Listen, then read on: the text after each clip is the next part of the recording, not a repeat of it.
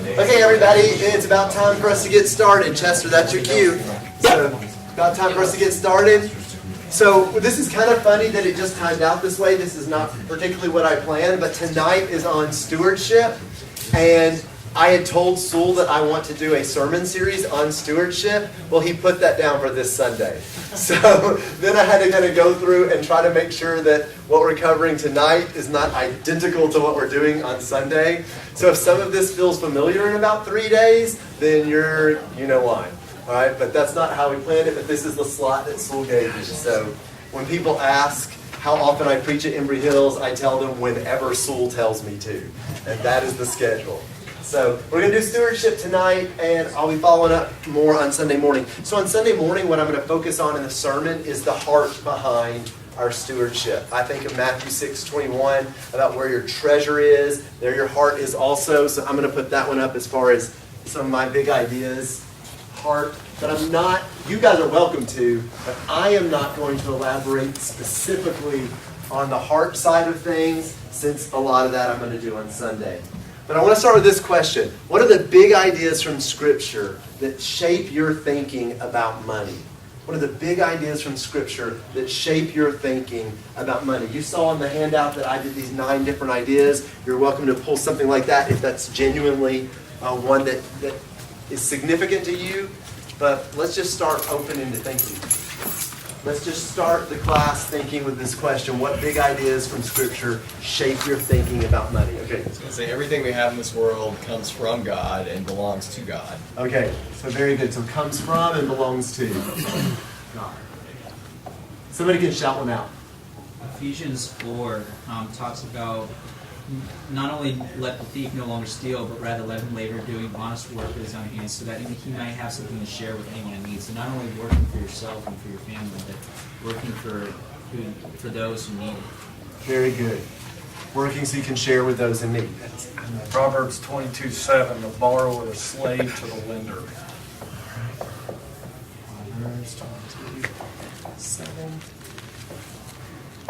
Can I just write that for the moment? Slave to the lender, borrower, slave to the lender. Yes, sir. 2 ideas from Ecclesiastes chapter 5. Whoever loves money never has money enough. Whoever loves wealth is never satisfied with his income. This too is meaningless. And that was verse 10. And then in verse 15, naked a man comes from his mother's womb, and as he comes, so he departs. He takes nothing from his labor that he can carry in his hand. Very good. Matthew 6:24. No one can serve 2 masters, for neither he will hate one or love the other, for he will devote one and despise the other. You cannot serve God and money. Yeah, that's just another one of those really, really big principles that it's going to be one way or the other. Very good. What else? 1 Timothy 6. Dustin, sorry. 2 Corinthians 8 and Macedonians' willingness to give. Yes, so their willingness to give. And I also out of their poverty. Yeah, and that they give beyond their own measure. Very good. What are you going to add? To say 1 Timothy chapter 6. Okay. Root of all sorts of evil. The love of money. Right, love of money. It's evil. Great, very similar to the Ecclesiastes. Jack?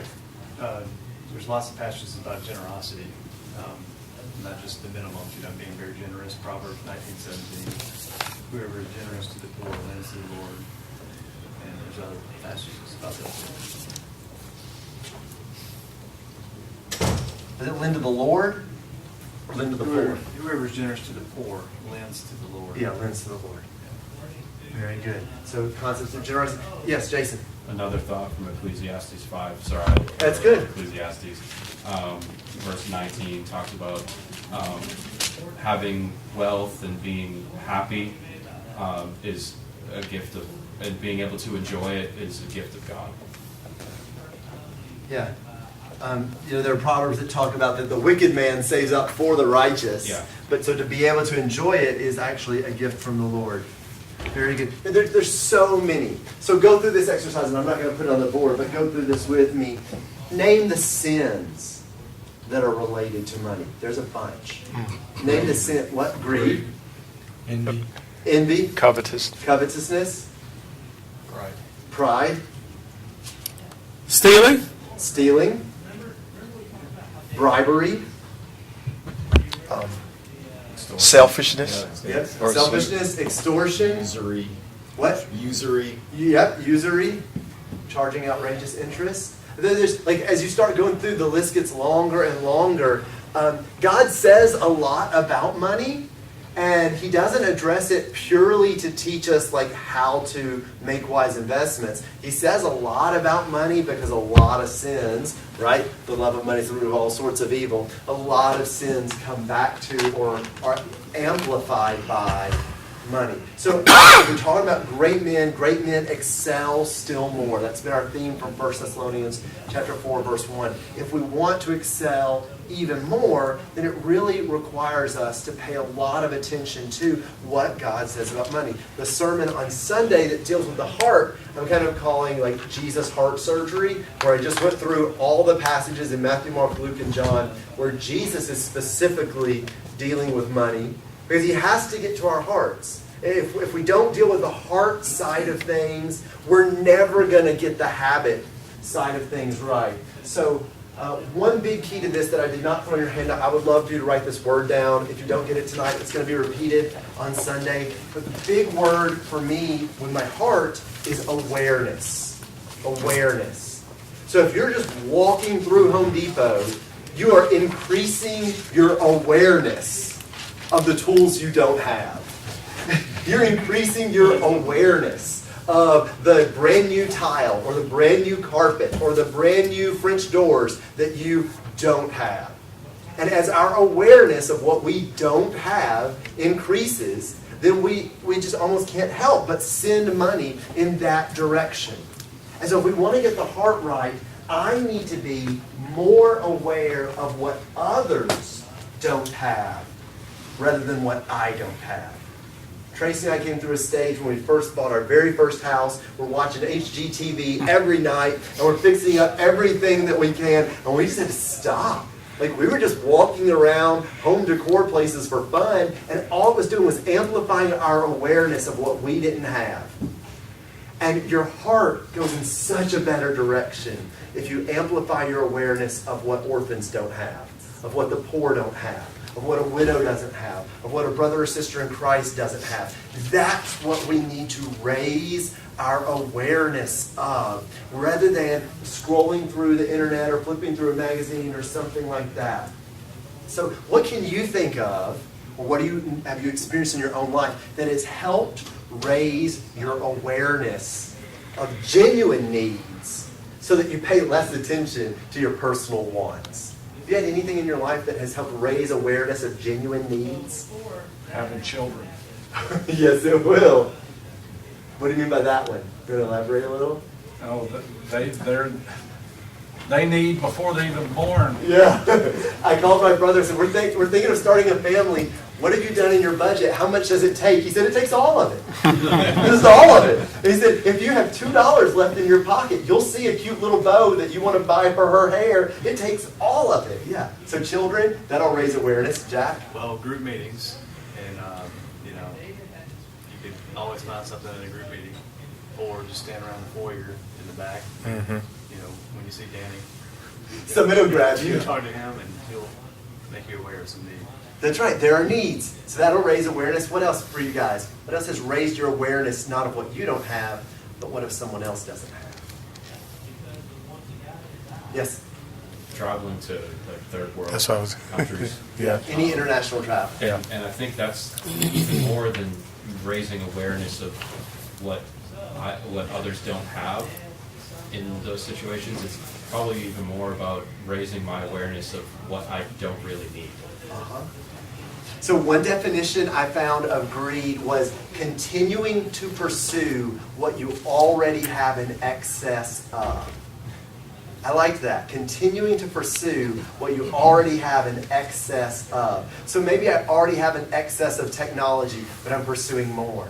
Maybe I already have an excess of televisions, but I'm pursuing more. Have I told y'all the story that walking through Best Buy to kill time before a movie, there was a TV on sale? I was like, Tracy, what do you think? She's like, if you think that what God most wants is for you to spend $400 on that, by all means, don't let me stop you from doing the will of God.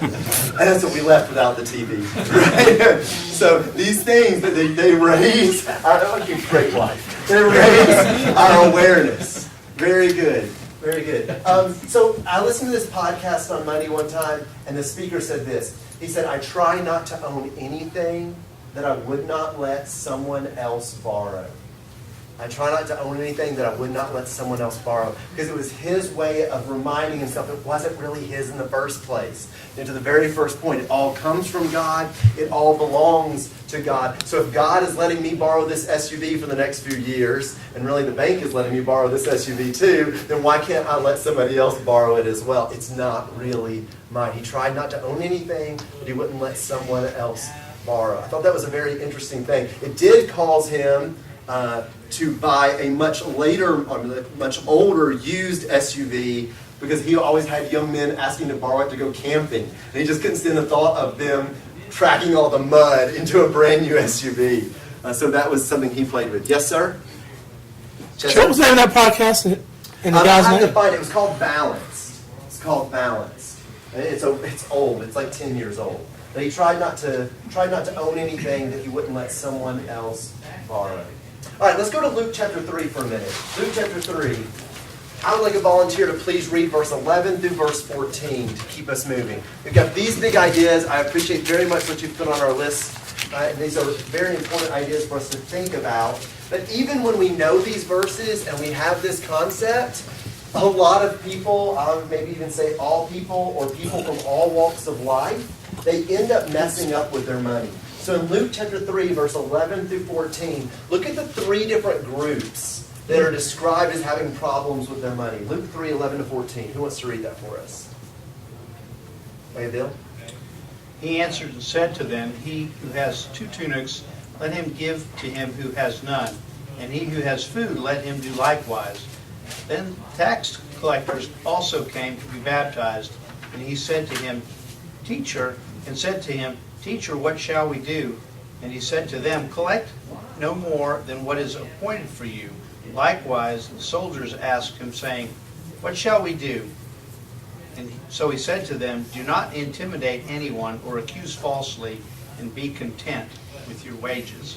Very good. So in 11 through 14, who are the three different groups?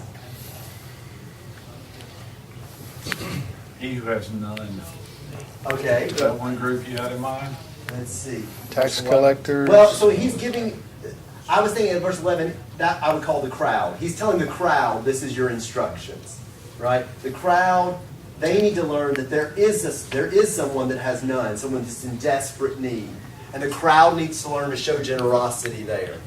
Beyond the crowd, he names 2 other specific types of people that are asking questions. Tax collectors. Yeah, tax collectors. So you've got just the general crowd. They need help dealing with their money in a more godly fashion. Tax collectors, they need help dealing with their money in a more godly fashion. Who's the third group? Yeah, the soldiers, right? All 3 of them, he has instructions because people from all walks of life mess up with their money. So as you look at your 9, look at the 9 things on our worksheet here. Honor God, keep watch, embrace giving, save for the future, live with contentment, eliminate debt, avoid waste, invest carefully, give thanks and rejoice. I would definitely love to hear from some of the other men in here if you see something that I'm missing on the list, because I need to grow in this. But I want you to think for a minute, maybe even asterisk beside them, which 3 would you like to make the most progress in? Of these 9 things here, actually I marked 4 for myself. But which 3 would you like to make the most progress in? Just think about that for a minute. We've got the crowd that needed to make progress, the tax collectors needed to make progress, the soldiers needed to make progress. We all need to make progress as well. Think about on this list, which 3 you need to make, or you would like to make, more progress in. So, as you're thinking through, just one more minute.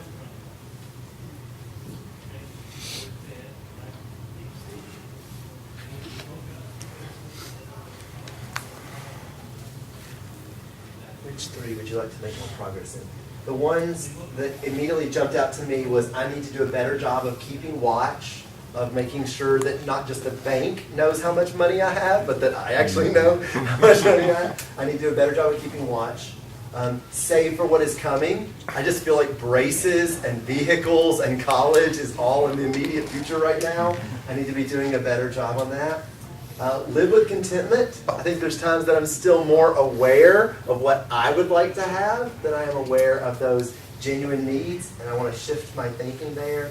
And then just investing carefully. There's been some changes recently on my retirement account, and I haven't even stopped to understand all of them, and I know that that's not responsible. I need to read through the paperwork that they mailed me and figure out what those changes mean for my long-term investment. So that's 4 of mine. And you don't have to share, but is there anybody that looks at this list and you want to share, a few of yours, like, yeah, I want to make progress in this one? So the contentment, of course, is the one. But there's a proverb that reminds me of of contentment, and it's Proverbs 30, 7, 8, and 9. And it's 2 things I ask of you, deny them, not to me before I die. Remove from me falsehood and lying. Give me neither poverty nor riches. Feed me with the food that is needful for me, lest I be full and deny and say, who's the Lord? Or lest I be poor and steal and profane the name of God. It's like keep me in a sweet spot. That's exactly.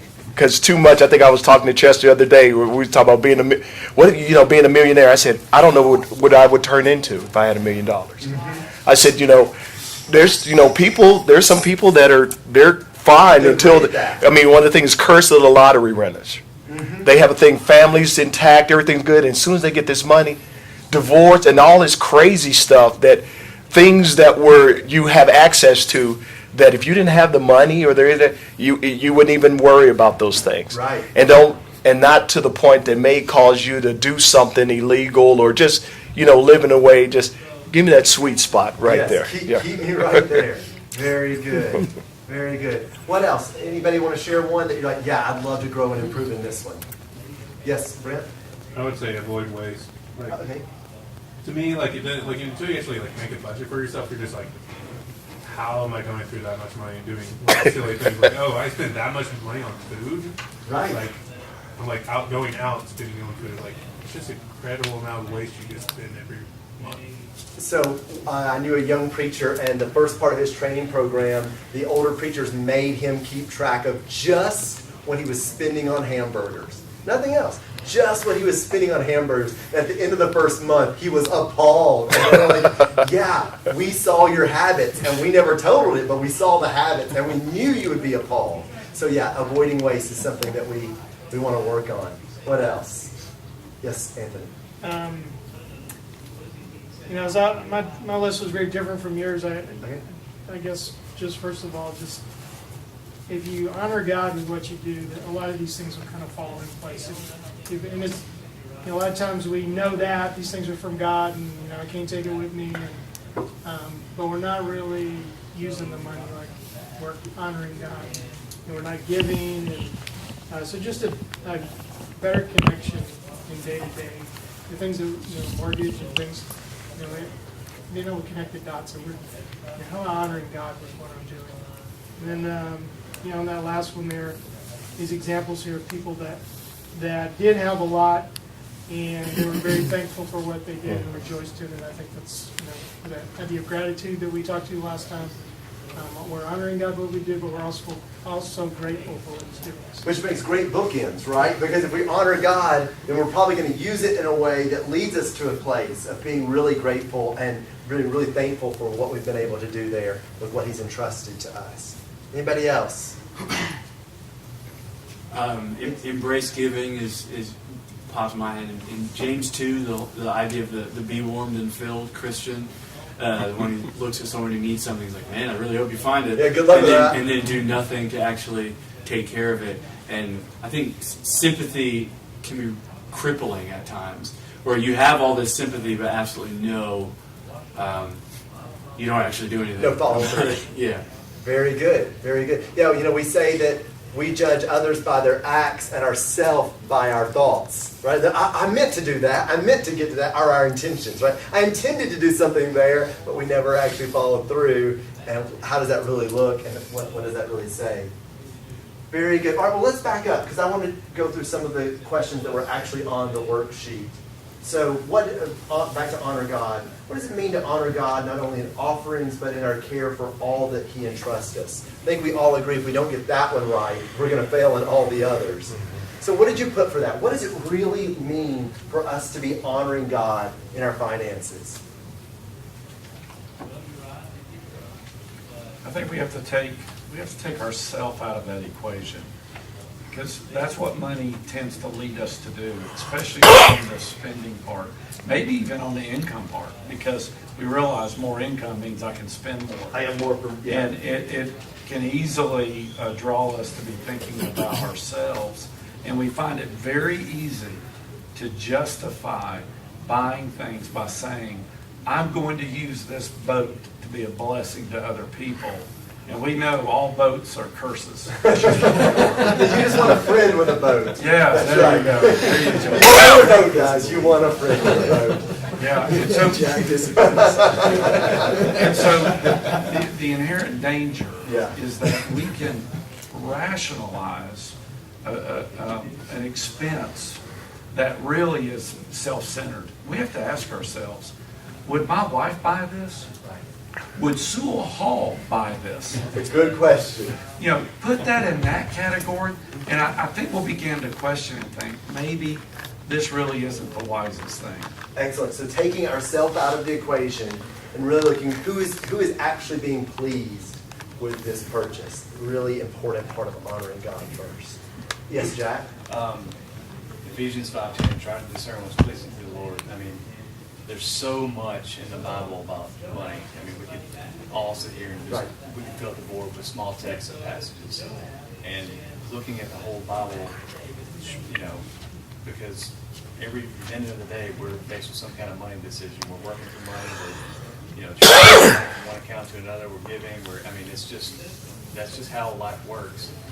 So we really need to get a handle on the ways we handle money to make sure that we're doing it in ways that please God, from how we save, how we help people, you know, how we plan for the future, because there's Yes, sir. about planning for the future. I mean, Oh, every that was just aspect allergies. I'm fine, thank you. and really purposely trying to look to the Bible to see what are the ways that we can handle our money to please God.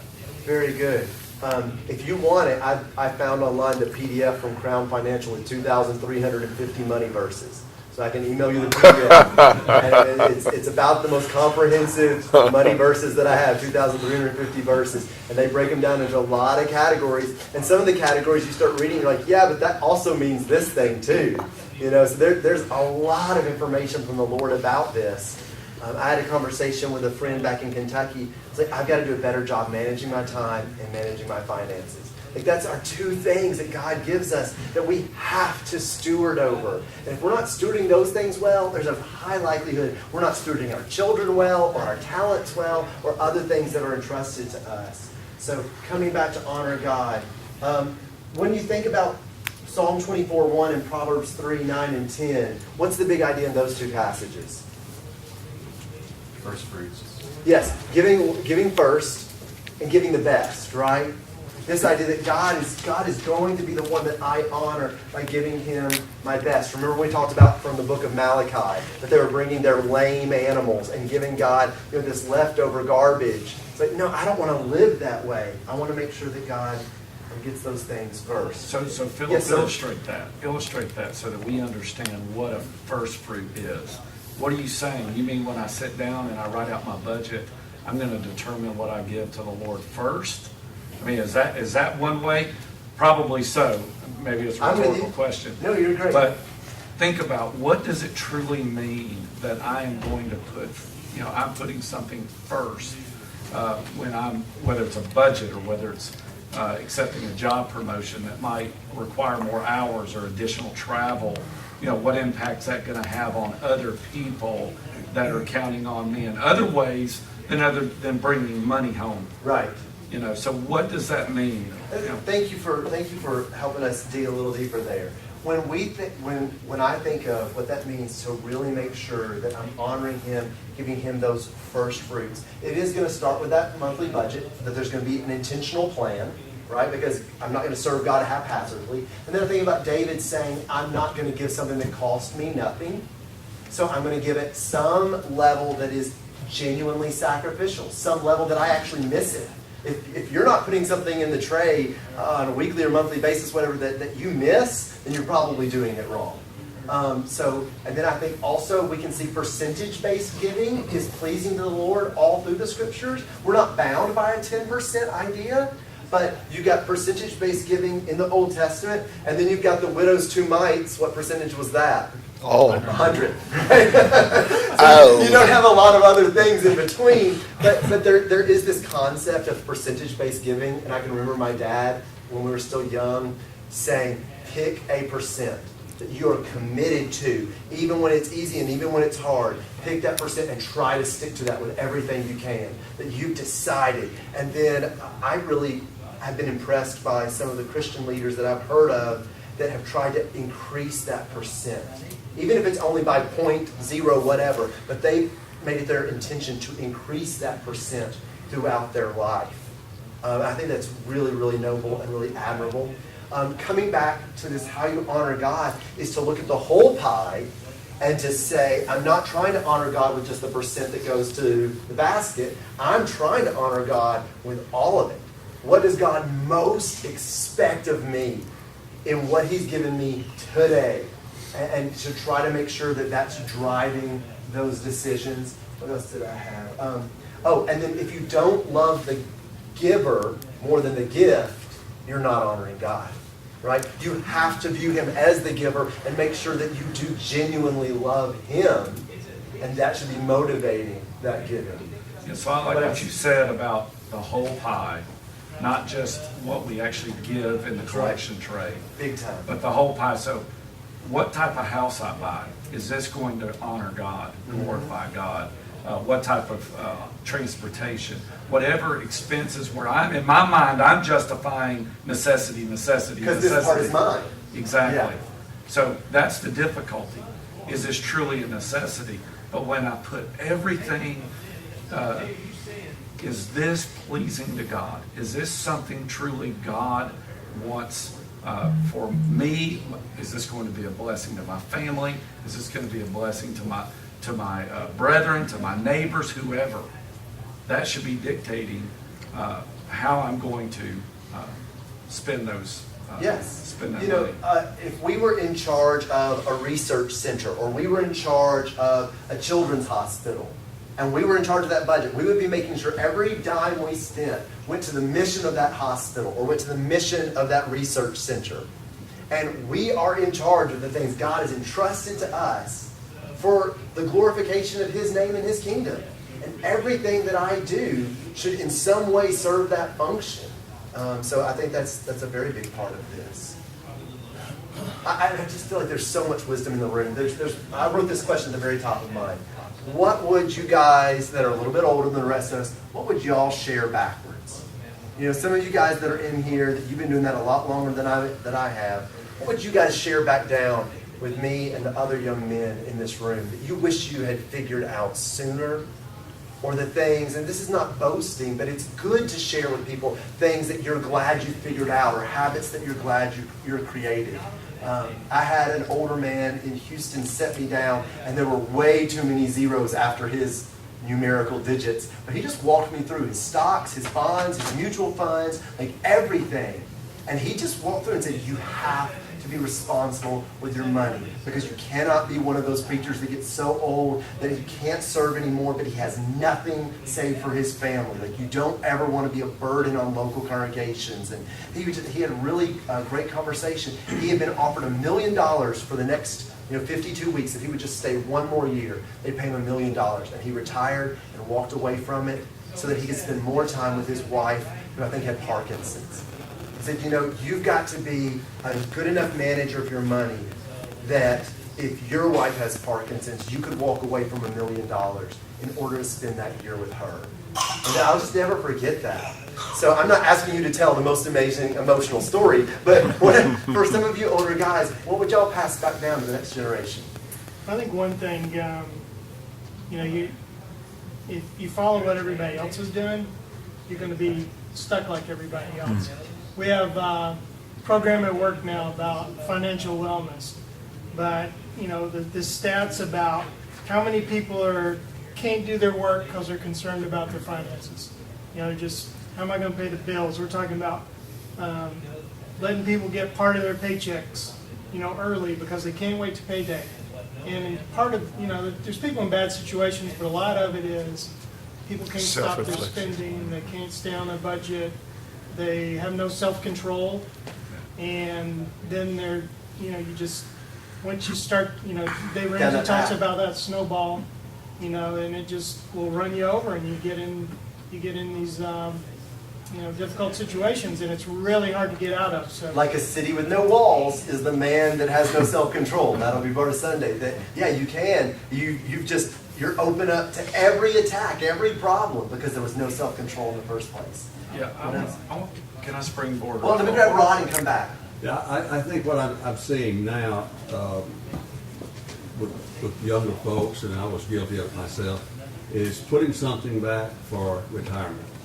I mean, it seems like that money's just sitting there, and it's 100 years away, and that's my last thing to do, and no month do I ever have any money to do that. And it's just like giving to the Lord. Once you make a commitment and put something back, you'll find a way to make the other things work. And believe me, as people are living older and older, and the cost of Medicare these days, it takes a lot of money as you get older and stop working to continue to live the life you want to live. Thank you. Thank you. Prioritizing putting something back and then making other things work. Yes, David? I'm not older, but get out of debt. Get out of debt. Do what you have to do. Get out of debt, because it's amazing how much easier it is to give of your time and your money when you're not in debt and worrying about how you're going to make ends meet. It's one of those things that it'll eat you up with your mind, your business. Like, yeah, we just heard it. It will tear you up inside because you're dealing with all the little things of life. Getting out of debt means you can actually spend that money and that time on other people. Very good. And add, they say what's the number one reason marriages fail? It's finances. So it just impacts every bit of your life. Yes, Dan. Thank you. So your largest wealth building tool is your income. And if your income is going to all of your debts, guess what? You can't be a blessing. And that's what Ephesians 4:28 is talking about. There are people that get to a point where they are stealing. They're stealing on the job. They're doing all kinds of things because they are so desperate. And the goal is that we are put in a position where when we do have income, the goal isn't to satisfy our debts or to satisfy our needs. The primary goal is to satisfy the needs of others, because God is trying to teach us to be givers. The way He's a giver. Because God is a giver, and He wants us to be like Him. And so our goal, and we need to start this very early. Young men have a difficult time being givers. That's just what we're not givers. We're very selfish.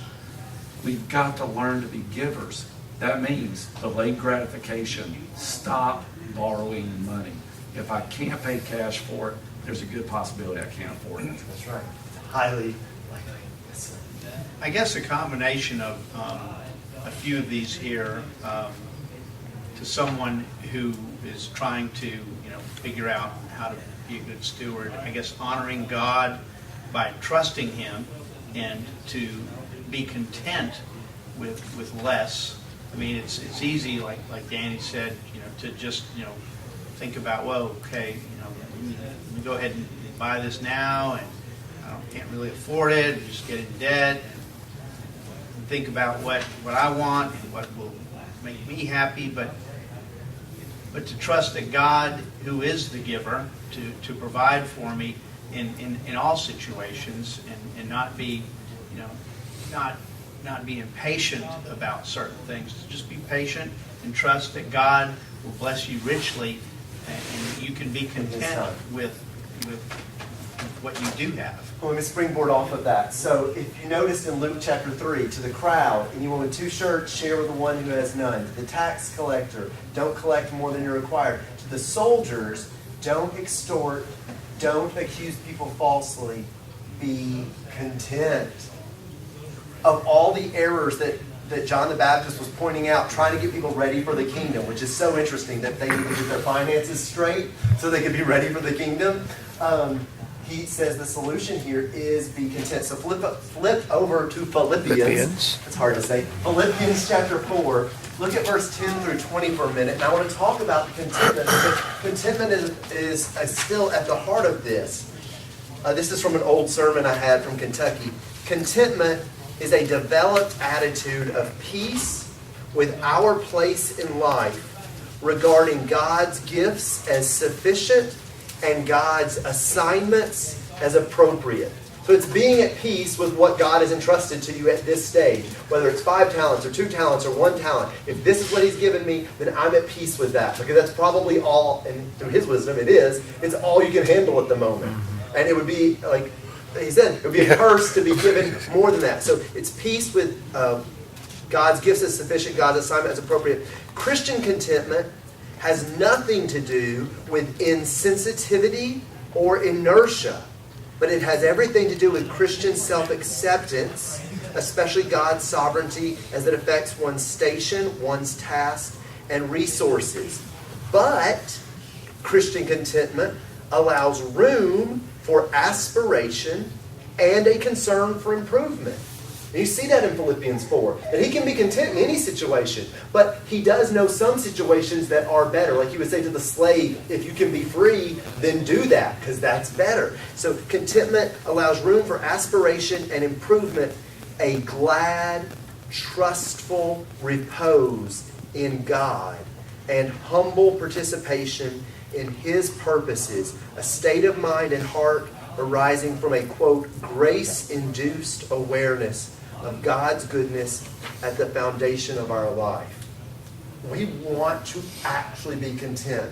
And to step back and say, okay, Lord, I'm at peace with what you have entrusted to me. I don't really want a lot more. I don't really want a lot less. But if this is what you've given me today, rather than just worrying about how I can have more, let me think how I can do better and better and better with what you have entrusted me with. Let me be at peace and content with these things. So Philippians 4. Get over there.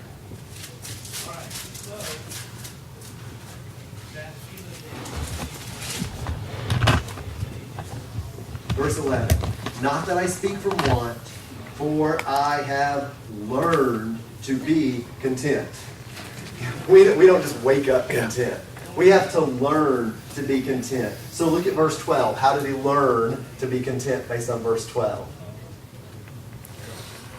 Experience. Yeah, life had to teach him a few things. The school of going hungry and the school of having plenty. Right? We talk about going to the school of hard knocks, right? The school of life experience. That's where he learned this. Going hungry and suffering need, or being filled and having abundance. Moses had both of those. Think about it. Moses is there as basically a prince in Egypt. He has everything, and then he has nothing. And he's just sitting down beside a well, helping some young women draw some water, meeting their dad, and becoming a shepherd. He's starting all over again. Moses learned what to do when he had a lot. Moses learned what to do when he had a little. And guys, that may be our life. You know, things may just be sailing along great for 10 or 15 years, and bam, they're downsizing, and you're on the cutting room floor. And you're like, wait, I wasn't expecting that. I wasn't ready for that. We can go through both of those schools, but we still need biblical contentment. Yes, sir, Jason. So I was looking up that word for contentment. Okay. And it looks like the Greek has an implication of self-sufficiency. So another connection to kind of this idea of debt and getting into situations that are completely unwise and beyond our ability living beyond our means and things like this. But I've learned to be self-sufficient. He's a tent maker, right? Whatever the circumstances, as Paul says. Very good. Very good. This is not a lazy guy looking for a handout. Right. This is someone that he's going to deal with what he's got. He's going to play the hand that he's dealt. He's going to make the most of it. That's part of his contentment. Very good. All right, so we've got honor God, keep watch, embrace giving, save for what is coming, live with contentment, eliminate debt, avoid waste. I asked on avoid waste, what are the areas of life where a little bit of waste can add up to a big cost over time? We always talk about not buying the $10 coffee, right? Like that's the typical thing. But I want, especially for the young men, to remember this. If you're paying someone else to do what you can reasonably do yourself, that's probably an area of waste. You're going to save more money than just skipping that coffee. All right? If you're paying somebody else $300 to fix a pipe under your sink and you can fix it for $30 with a YouTube video and a trip to Home Depot, save yourself the $270. Call somebody here and go, have you ever had to do that? Don't just immediately, pay someone else to do that. Anything else that you guys would like to add besides just the coffee thing? Where would you avoid waste? Yes, sir. I don't know. I'm going to get some backlash for this. Stop using your debit card and pay with cash. You'll find out it's a lot more painful, and you're going to not want to let go of it so easily. That's right. Just stepping back. That's something for us as far as keeping watch over the flock. I've had to flip back over to cash for my weekly lunch allowance just to make sure that I'm not blowing past it every week. Nash and then Johan. This could just be a young guy's thing, but I do a lot of mobile gaming, and it's like, oh yeah, you can spend this 99 cents and skip all these levels of difficulty. 99 cents, okay. Right. Just the things that speed up and make things more convenient. Yeah, so the conveniences, the incidentals, those do stack up. Johan?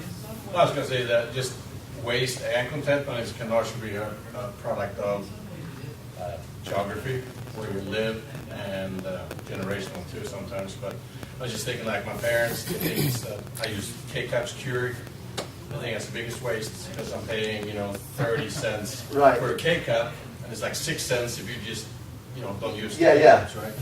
So the other thing is that it was potluck a few years, and we needed some shredded lettuce. So in a way, if you didn't have it, I stopped by this Hispanic grocery here right next door. They didn't know what I was talking about, and I said shredded lettuce because all they had was you can buy the head of lettuce, but I guess to figure, why would I pay extra to have it shredded? That's right. Something like contentment, and I can go on and on with cars. Like a beater here will be, we consider it not, the contentment, right? That's right. It's kind of keeping up with the Joneses, your surroundings, the people around you. Very good. Very good. So with the last couple seconds we have, what about on invest carefully?